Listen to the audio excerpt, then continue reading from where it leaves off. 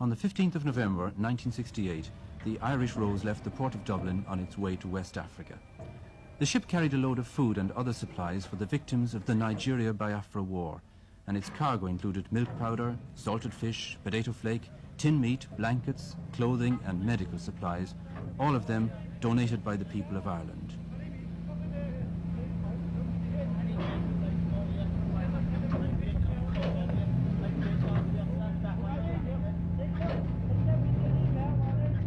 The Irish Rose was the third shipload of supplies sent out of Ireland in the last few months through the agency of the Joint Biafra Famine Appeal. The Irish contribution has been a part, and a very important part, of the stream of goods and money that have been channeled into Biafra through the nightly airlift. It's no exaggeration to say that during the past 6 months, these night flights to Uli and the ships that provisioned them have kept a whole people alive.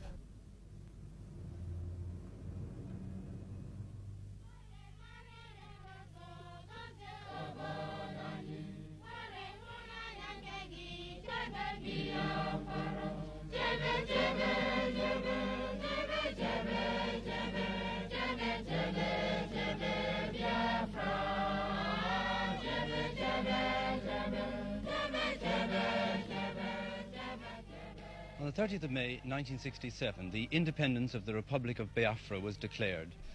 I won't say that a new country was added to the map, since few map makers thought it worth their while bothering with the country which seemed certainly doomed to early annihilation. But today, the Republic of Biafra still survives, despite the loss of 5/6 of their territory, the loss of all their big towns, despite 18 months of continuous warfare, despite the death of hundreds of thousands, perhaps millions of their fellow citizens. The people of Biafra are still independent. The roads are thronged with refugees. Hunger and poverty are everywhere. One thing alone remains undiminished: the sheer naked will to survive. Every aspect of life in Biafra today is dominated by the fact of war. At Esnehita, for instance, Mass is usually said in the open air. The church is far too small to hold the congregation, especially since everyone wants to attend the earliest Mass for fear of the bombers that come over as soon as the sun is fully risen. Today is a feast of Our Lady, and there's especially large attendance. The sermon is in praise of the Mary girls, the members of the Sodality of Our Lady. And our own Mary girls at the moment are engaged in just that type of work. Many of them are helping in the feeding centres. More than half of the people of Biafra are Christians, and among them Catholics form by far the largest group. The foundations of the church among the Igbo people were laid by an Irishman, Bishop Shanahan, in the early years of this century. His work was continued by other Irish priests and nuns, and they built up an impressive network of churches, convents and schools extending over the whole Igbo territory. Nearly all of them belonged to Bishop Shanahan's own order, the Holy Ghost Fathers, or to the sisterhood he founded to work here, the Holy Rosary Nuns.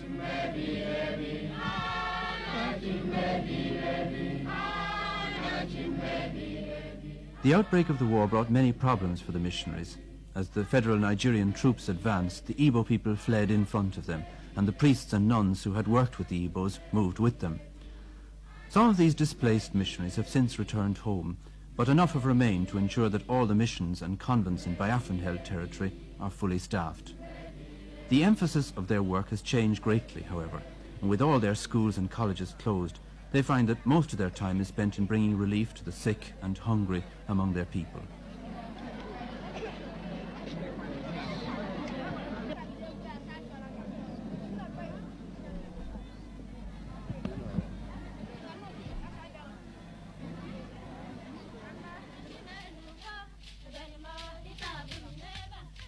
In the little village of Amimo, the Mary girls are celebrating the feast day in their own way. Since the fall of the town of Owerri, Amimo has become the centre of administration for what is left of the Owerri diocese. Bishop Joseph Whelan, the Bishop of Owerri, moved here after the capture of the city in September, and he was joined here a few days later by the nuns from the Holy Rosary Hospital at Emekuku. Well, I felt very happy that the nuns took the same decision that we did. They decided that it was their place to stay with the people. And even when they evacuated Emekuku Hospital, which was their first foundation in Owerri, and we called it the mother of all the churches, when they evacuated their big hospital, they came down here to Amimo, and 6 have actually remained on, 2 of whom are sister doctors. And they usefully put down their time now looking after the sick, visiting the bush, visiting the camps. What effect has the war had on your relationship with the people here? I understand at the beginning of the war that things were rather unpleasant for the missionaries. They were unpleasant because all white men were identified with Britain, and Britain was the enemy. But people soon began to see that we, the missionaries, were staying with our people, that we were anxious to help them, that we were a consolation to them. So they welcome us now, as you can see here today. And also, of course, you're a provider of food. Oh, we're our providers of food for them. We have our feeding centres, and we have helped in a big way to overcome the famine. When you left the Diocese of Owerri, or rather the town of Owerri, you left it at a time when it was very hopeful for the future, just building your cathedral. What were the circumstances of your leaving, actually? Well, the military circumstances were that our own army had no arms or ammunition to defend the town, so the town fell really without a shot. And our people had evacuated on the Friday and the Saturday. Sunday morning after Mass for some of the military, I left myself. And that was one of the saddest experiences of my life, because for 20 years I have been bishop here and built up the diocese, built up a cathedral, a whole education centre, a whole centre of administration. Then in one day, it's all lost. One of the few things salvaged from the fall of Owerri was this machine for making altar breads. The machinery was imported from Italy just before the war began and has been in continual use ever since. The war has obviously made no difference to the deep faith of the Igbo people. Working at full capacity, these girls can produce 250,000 communion hosts every month. But even at that, they only barely manage to keep pace with the needs of the Owerri diocese, and the other 4 dioceses in Biafra have to provide their own supply.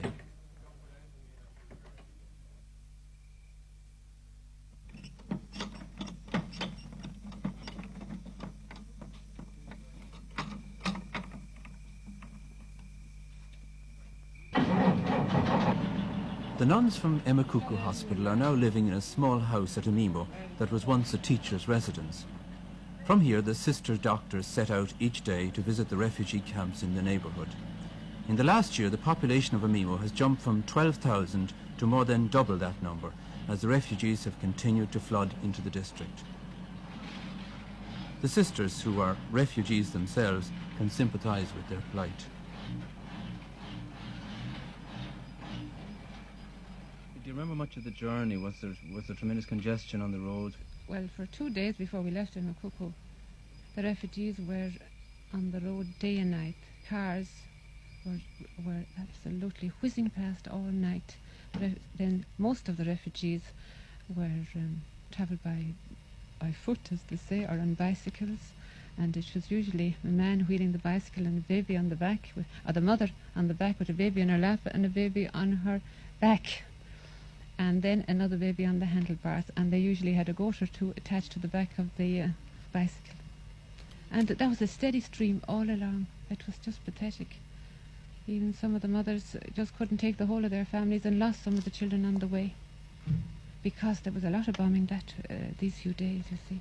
And they would be walking along the road, and the next thing the jet would come overhead, and everybody ran for bush, and in the scurry they often lost their children. And we got 2 of children that were just left behind like that on our way to Amimo. And you took them here and we kept took them here, as Father, and kept them for a while. We haven't got a hospital here now, we just do bush work. But we kept them for a while because we have a few beds in the boys' school. We keep bad patients. And when these children got a bit better, we moved them to Amimo Hospital. So you've been completely uprooted from your hospital and you've had to adjust to a Absolutely, new Father. kind of life. What are you doing here in Amimo?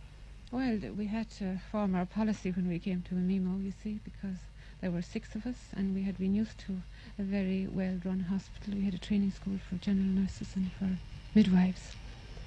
And after much consultation with parish priests and the bishop and the welfare officers belonging to government, we decided that we would go in for social work and, village visitation in a big way. So we decided that we would first do this area of Mimo, which comprises of 5 villages, and each village has about 7 compounds, you see. And in each of these compounds there are, well, anything between 600 and 1,000 people. So we decided that we would see everybody in each compound, whole families together.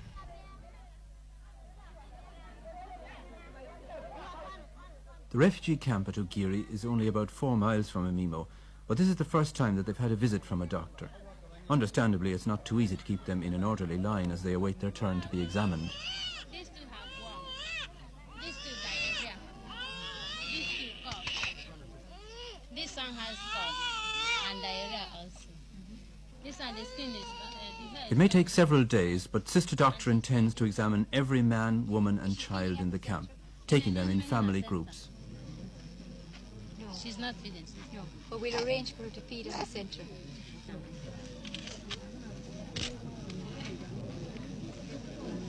Ọgwụ ọkụ ọ ga-enye gị, ịkaba arụfụ na ọbara ya na ọbara ụmụaka na maka ọ na-egbu egbu.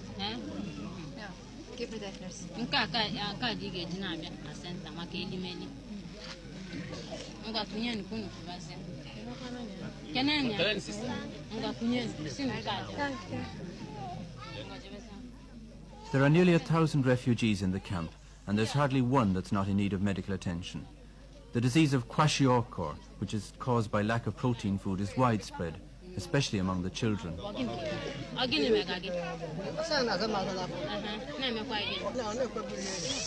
Sister has swelling of the abdomen and loss of appetite and heaviness of the legs.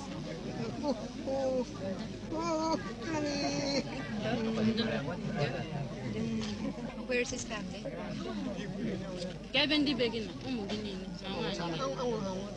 Sister, they have all died. Yes, sister. His wife has died? Yes, sister. And the children. And the children? My wife. Can you feel Bunifa?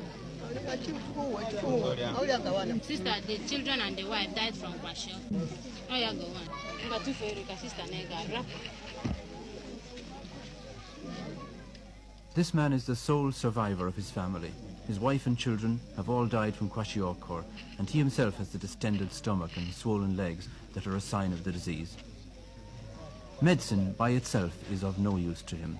Unless he can be given the protein food that he lacks, he will certainly die.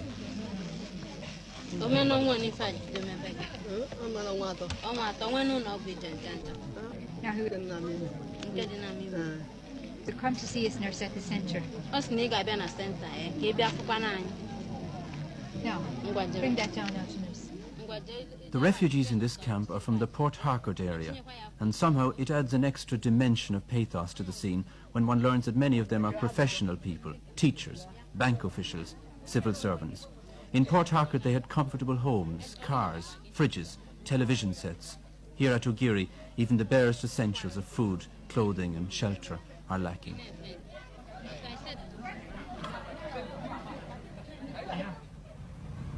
At the Holy Rosary Hospital in Ihala, the roofs of the buildings are covered with palm leaves in a not very successful attempt to hide them from passing bombers. But at least the buildings are still standing and the hospital still functions. All day long the lorries roll up to the hospital entrance filled with new patients, wounded soldiers from the battlefield and civilian victims of the bombing and shelling. There are no ambulances and the wounded are laid on the bare floorboards. To save precious petrol, the lorry waits until it's full before making the journey to the hospital.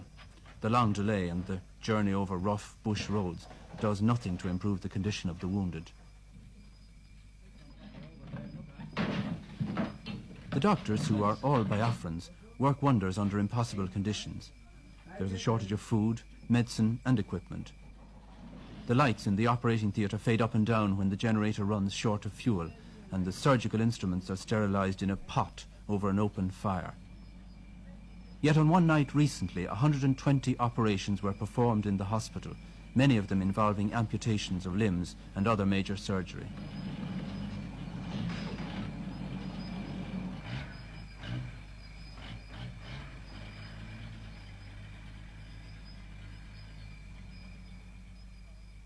One lorry has barely finished unloading before another draws up with a new set of patients for the hospital. a new set of problems for the matron, Sister Grania. You have a huge number of patients here. Have you enough facilities to deal? I mean, obviously in terms of wards you don't, because they're out in the verandas. No, they're on the verandas, they're under the beds, they're on the beds, they're every conceivable place. Even the premature nursery is now full of soldiers. Every place. What sort of problems does this cause from the nursing point of view? Well, it's very difficult. If you have overcrowding, it's very difficult to nurse the patients properly. I mean, for instance, doing dressings on patients under beds is very difficult. And I mean, if you have many of those, the nurses' backs are ready to break by the time they come to the end of them. And it is difficult. And They seem to be a very brave fellows. The patients themselves, though. they are. They're very, very. They seldom complain.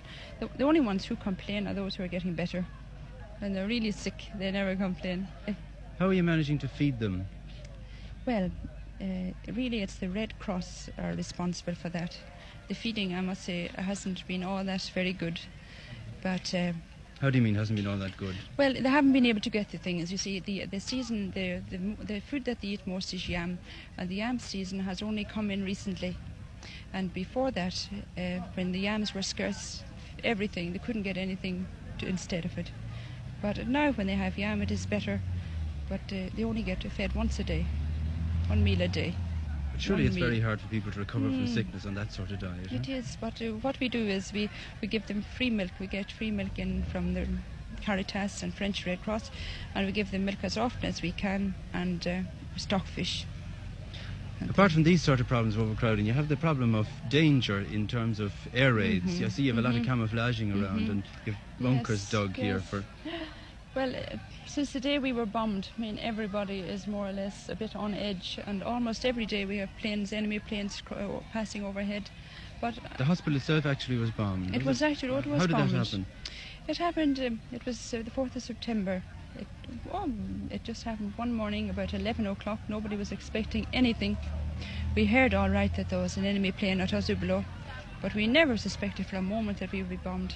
And about 11 o'clock, this MiG fighter just swept over the hospital, ran 3 times and strafed, and it happened so quickly. It was all over before we realised just how much damage had been done. How much had been done? Were people killed actually? Oh, there were, I'd say, up to about, in the marketplace, I'd say many were killed in the market. In the hospital, not so many, maybe up to about 15, but little children were killed. And was damage done to the wards and to the buildings? The children's ward was the worst. Children's ward got a rocket right through the roof. There was a mother and child killed in bed, and another child was killed in another ward, and another child was cut in half up behind the kitchen. What happened to the Very bad. hospital after this? How did the people react? Were they unwilling to... Oh, that night, the morning time we had about 140 mothers and children. The night time there were 5. All had run to bush, just lifted the children, ran to bush. They were terrified. But then gradually they came in the morning and evening for feeding. They would come in for feeding and disappear again, get their medicines and go home. But now they're all back, things are back to normal.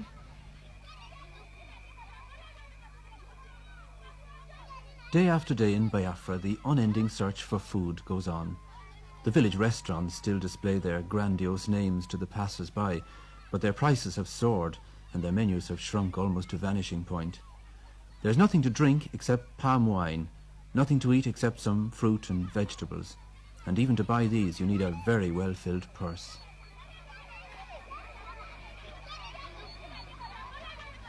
Prices in a Biafran food market today are famine prices. Since the war, they've gone up pretty well beyond any control.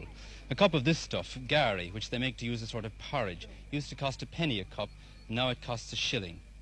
Or a yam, the staple food round here, like a big potato, used to cost 6pence each, and now can cost anything from 3 shillings to £1. Or a cup of salt, which is a very important commodity in a hot climate, used to cost a penny for a little cup like this, and now costs 15 shillings. Matches used to cost 2pence a box, and now cost 5 shillings. Or cigarettes, when you can get them, cost 13 and 6 for 10. That's over 25 shillings for 20.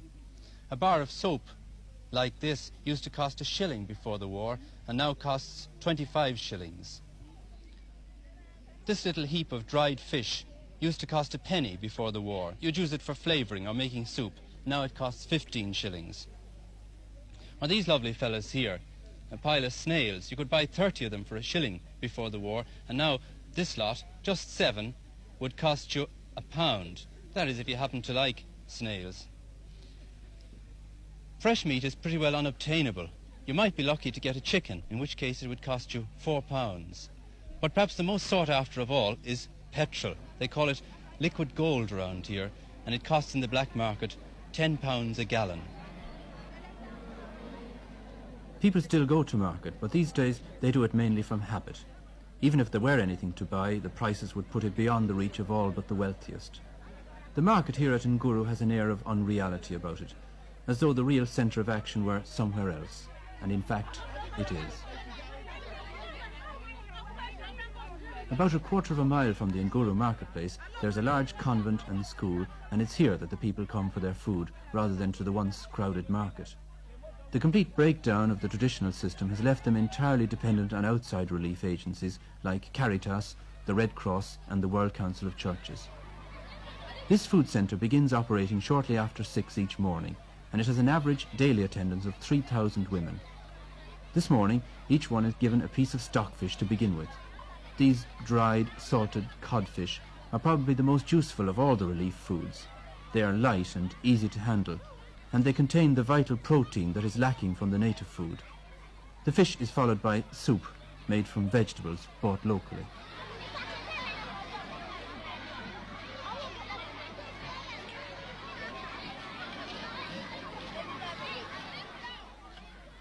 Since the Nguru Feeding Centre is administered by nuns, most of their supplies come from Caritas, the Vatican relief agency.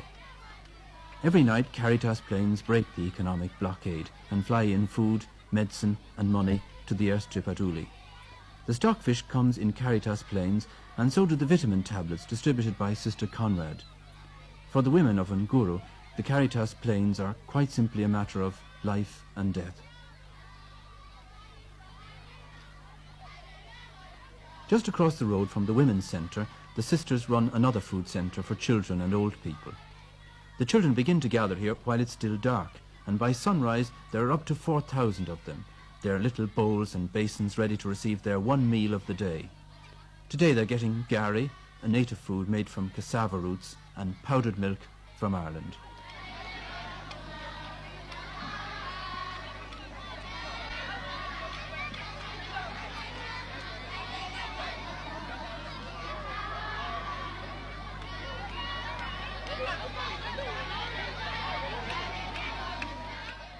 The children are supposed to form orderly lines and quietly await their turn to be served. But children are the same all over the world, and Mother Columba and her helpers are soon engulfed in a sea of bobbing brown heads. Order is not restored until it's been made quite clear to all concerned that the last scrap of gari has been scraped from the last bucket, and that there is simply no more to be had. By 9 o'clock, the children are leaving the compound, and on the road outside they meet the last of the women returning from the other feeding centre.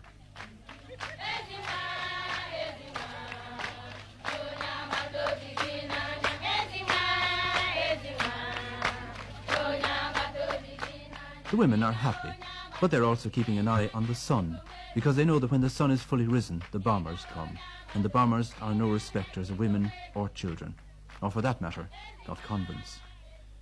A recent air raid on the convent compound, just after the people had left, wrecked the children's clinic, killing a number of children and their nurse. Had finished the feeding. I was over in the college. I didn't know where the plane was going to drop discharge its load, but I did hear the explosion. I looked up and I heard the explosion. The convent was still there, but then towards the school there was a cloud of smoke rising up to the sky. This was down here. This was down here, so I suspected immediately that it was either the church or Sister's clinic. When I came over here, of course everybody was running helter-skelter. The Red Cross boys the sister had in the compound, I must say, were very good. They were helping, and the home guards, several of the home guards were helping, bringing out the bodies from under the debris. Many of them, including the staff nurse, who died later on in the day, was buried under the rubble. So they dragged out 3 bodies of children, And then several others were dug up, including an infant for about 6 months who was dug up from under the rubble. But the child survived, thank God. We thought it would die, but it did not. There is a great deal of hatred towards the Federal Army. They're called the Vandals. How do you as a sister feel towards them? That's a hard question to answer. As a sister, well, I should not feel any hatred towards them. If I did, well, that will be just too bad. As an individual, I have no malice whatsoever against them. I feel that somehow or other they just don't know what they are doing. There's somebody behind them. Left to themselves, they certainly wouldn't be capable of such unkindness. Do you regard this as actually as a civil war, or do you regard it as a war of one independent state against another? Well, for us, we don't call it a civil war. For Biafrans, it's a war of independence. We are fighting for our rights. We want to be independent because we feel that living with the others, certainly, we couldn't possibly live with them, together with them. We want them to stay together, stay on their own. We don't want to do them any harm. And if they leave us alone, that is all we want. 300 miles from Biafra, in the middle of the Atlantic Ocean, lies the tropical island of São Tomé.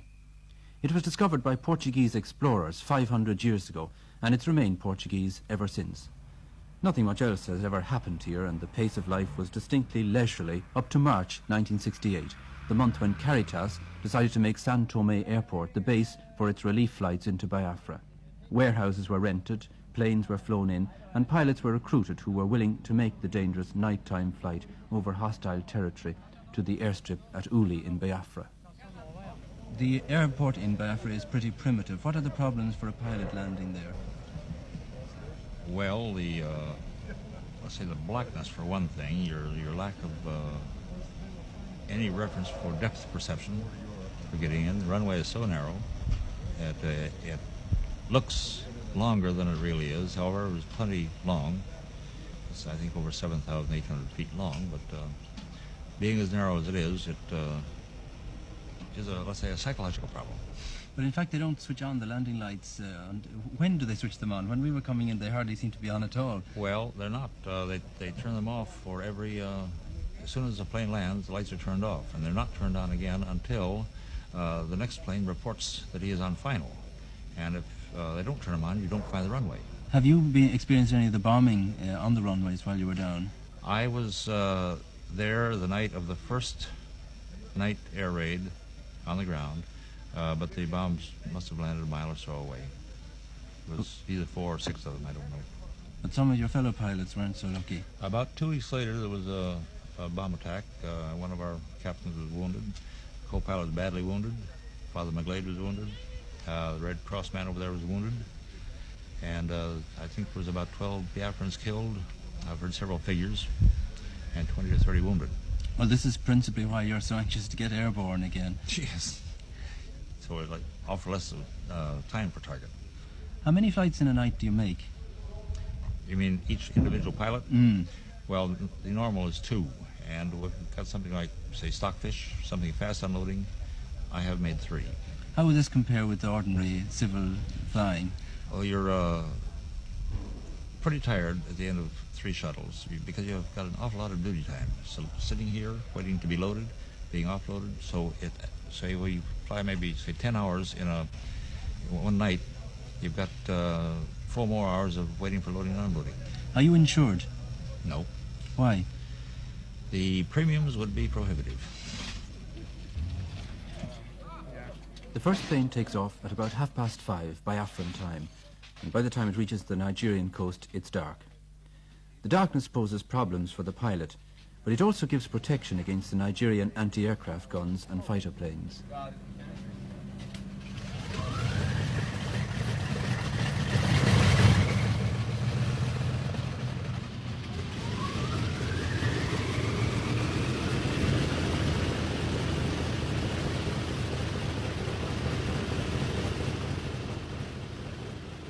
The Nigerian government has consistently tried to stop the relief airlift and has accused Caritas of flying in guns and ammunition.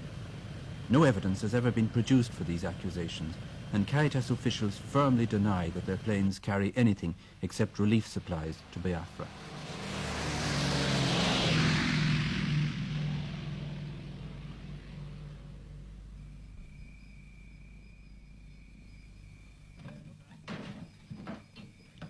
Inside Biafra, the supplies are transported to the Caritas Distributing Centre at Ihoma. A fleet of 26 heavy lorries are waiting here to bring them to the different camps and feeding centres. All the fuel for these lorries has also to be flown in, as well as tyres, batteries and other spare parts.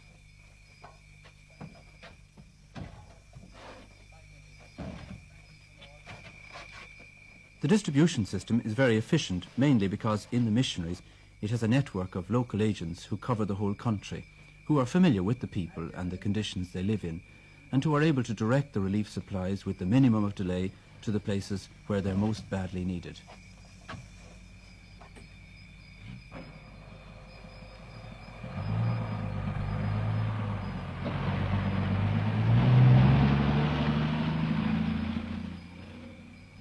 This is Mbutakaya, a small village on the southern zone of the Biafran war front. Mbutakaya has changed hands several times in the past few months. It's part of Biafra now, but the Federal Army is only about 3 miles away down that road, and there was continuous firing, shelling and machine gun fire last night for 4 hours, so its future is very much in the balance. Here in the Catholic Mission there are 1,560 registered refugees, families who have left their homes in Port Harcourt and in the towns around there in front of the advancing Federal Army. They depend for their livelihood on whatever food they can obtain locally and for the relief supplies which come in from the airstrip irregularly. It's in a place like Mbutakaya that one sees the effects of war at their grimmest. The 1,500 refugees who are staying in the school buildings have been living like hunted animals for the past 6 months. When the federal troops advance, they flee into the bush. When they retreat, days or weeks later, the people return again.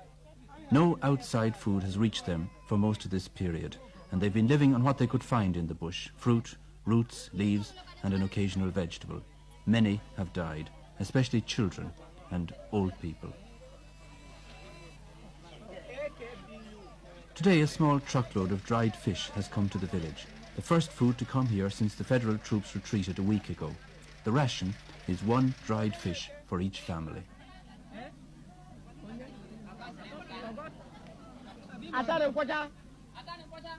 Father Mick Wallace is the priest in charge at Mbutakaya. When he came back to his house this time, he found it stripped completely bare. Even the water tank, pierced by bullets, was empty.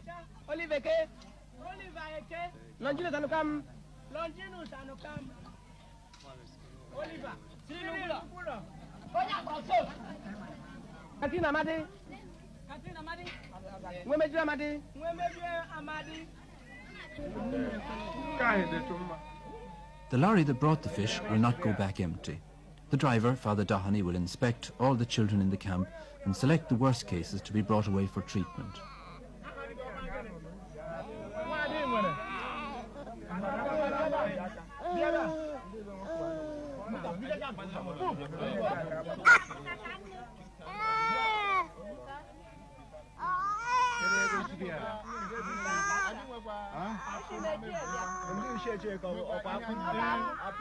Father Doheny makes his selection.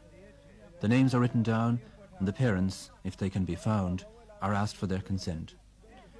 The children will be loaded into the back of the truck and bounced along 20 miles of jungle tracks to the Kwashiorkor clinic.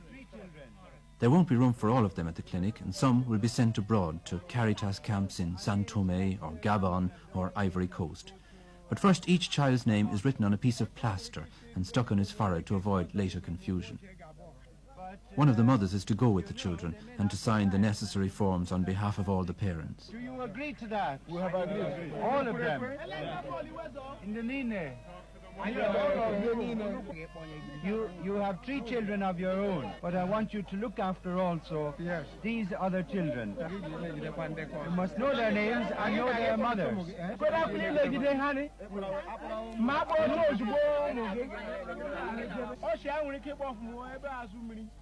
Father Wallace, you've been overrun here by the Federal Army. What's the likelihood of you're actually being cut off here? It's not likely. Why? No, because there are several roads that I can take into the interior of the country, like away from the front, so that I'm no danger really, as long as I have a car with some petrol in it. I only have a few personal things in the house. I have them, keep them in the suitcase all the time, so that if there is any danger, if the Federal Army should make a sudden burst in, I just put the things in the case, put them into the car, call the boy, and away. Not even bother locking the door. Have you had deaths from starvation down here, malnutrition? Oh, plenty, especially of older women, died in the marketplace out there. And some even stayed there when the Federal Army were moving in. Old women, old men. I saw some of them there. I gave them a few pounds as I was passing out myself. I asked them if they were going to move. They said no, that they'd stay here. I don't know what happened to them. I know a lot of them died. But they're not around anymore? I don't see them now. You see, the people shift around so much, you can't exactly know where they are at any particular time. You lose contact very quick with anybody that you might know, that you might be trying to help. You'd see an old woman today, and tomorrow you'd have something, you'd want to know where she was gone to, nobody could find her. In the church at Uzaba, the final selection of the children takes place. Word has just come through that there's a Red Cross plane flying in tonight from Gabon, which will be able to take 50 children on its way back. Some of the children from Butakaya will be on the plane, together with others who've been examined by the sister doctor and found fit enough to make the long journey. Cyril Onyeneke. Peter Opara. Peter Apol.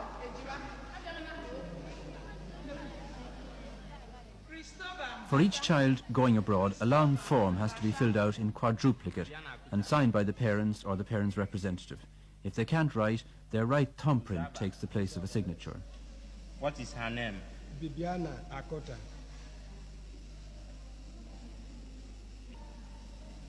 Age? 4 years. Your hometown? Emekuku.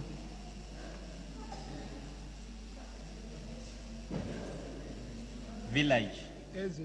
According to the small print on the form, the parent agrees that his child be evacuated outside Biafra for treatment and care, be medically operated on if necessary, and be buried abroad in the event of death. Akota. Livinus Akuta. Akota, yes. Can you sign? Yes.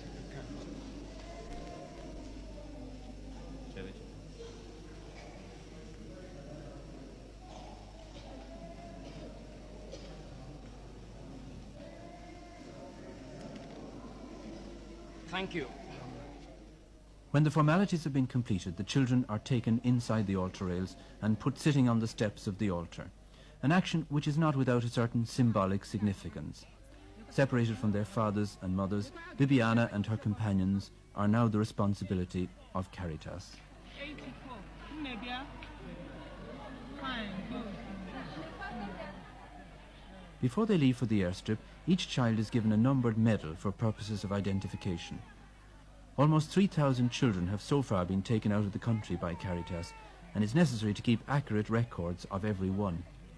For the purposes of the journey, Bibiana Akuta has become number 66. The chain is firmly fastened, and she'll not be able to remove it until she reaches her destination.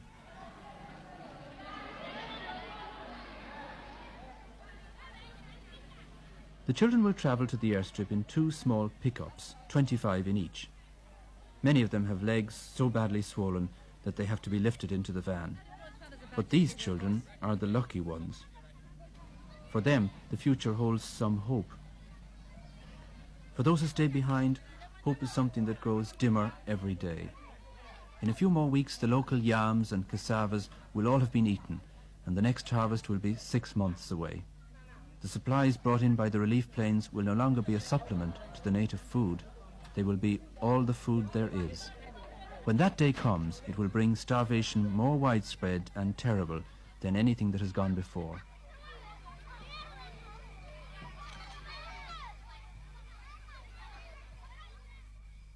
Colonel Adumedu Ojukwu has been president of Biafra and commander-in-chief of its army since independence was declared.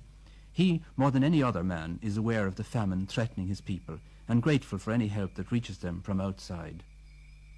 Your Excellency, one of the greatest relief campaigns ever mounted by the Irish people has been mounted in the past few months on behalf of Biafra through Caritas. What effect have these airlifts had on the Biafran people? I think it has been a tremendous work.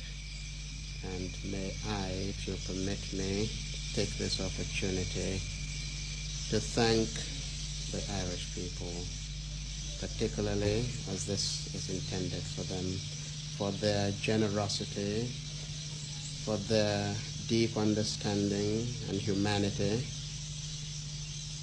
for their practical help in a time of such great travail.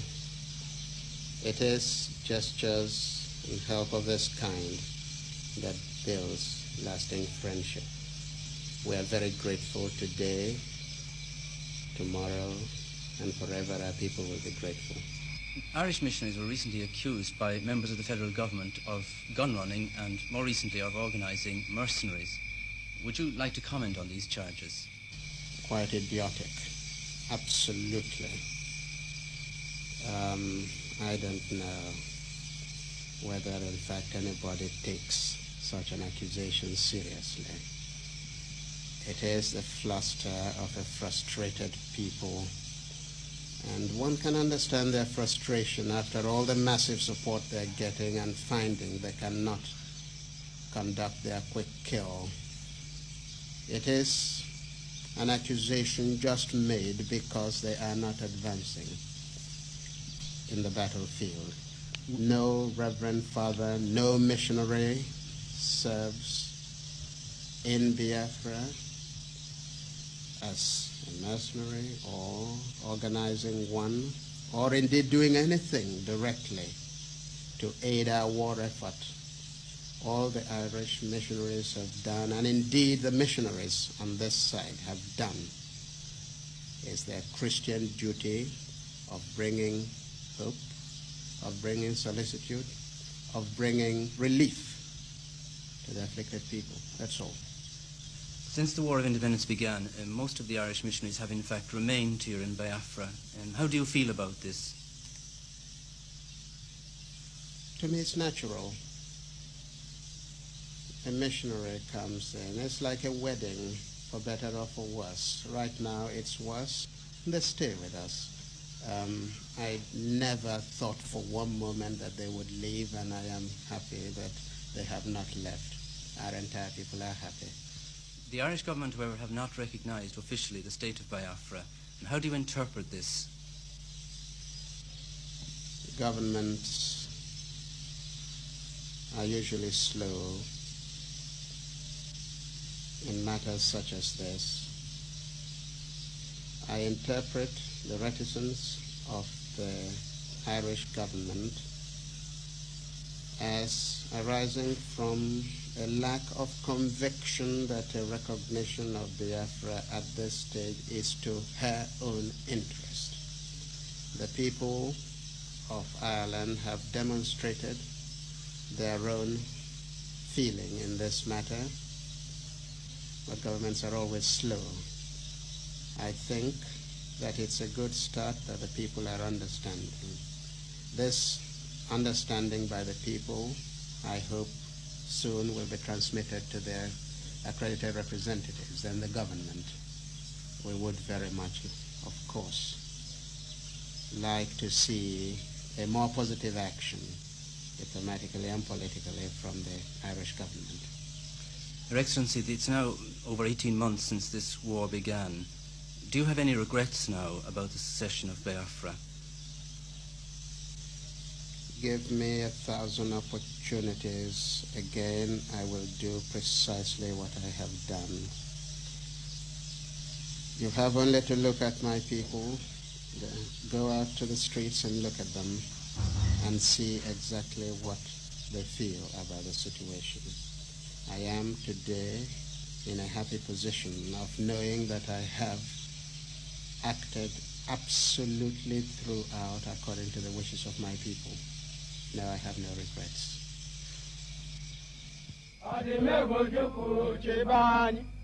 There can be no doubt that the people of Biafra are behind their leader. Soldiers sing the name of Ojukwu as they march along. They may not be winning the war against Nigeria, but at least they're no longer losing it. The war against hunger, however, is going less well. Among the craftsmen of Biafra, only the coffin makers are prospering. Business has been brisk indeed over the past 6 months, and it will become brisker still as the local food supplies are exhausted and the impossibility of feeding a whole people by a nightly airlift becomes apparent. Oh, impossible. After all, we are roughly 10 million in an area the size of Munster. And you couldn't possibly, as Caritas Internationalis have clearly said, we can't feed 10 million people. We can help you. Well, this means certain famine. Oh, this means starvation, utter and complete starvation. Even Oxfam, even representatives from England have said within the past week that they estimate that 2 million people would die at the end of 2 months. And that's not over-exaggerated. As a matter of fact, I insist again, and I've written it several times, you couldn't over-exaggerate the hunger problem. You couldn't. Well, can you see no solution then to this at all? The only solution is the one that we have proposed all the time, and that is a ceasefire. After all, there are ports at Port Harcourt, there are ports in Calabar. If shiploads could be brought in, then you could feed the people, but you will never feed them by a nightly airlift. On the island of San Tome, the warehouses are busy from morning to night. The airlift pioneered by Caritas has attracted help from many quarters. The World Council of Churches now bears the cost of every second night, and the two organisations work in close cooperation using the same pilots and planes.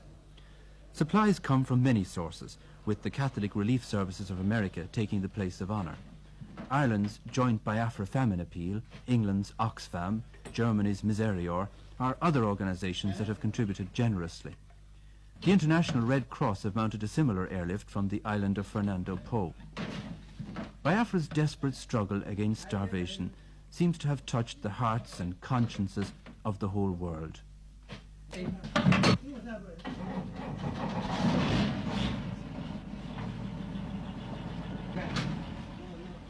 It's an amazing achievement to have sprung from such modest beginnings, and no one is more surprised at it than the man who started it all, Father Tony Byrne, the priest who came to Africa to preach and baptize and ended up directing an airline instead. Father Tony Byrne, last March you organised the airlift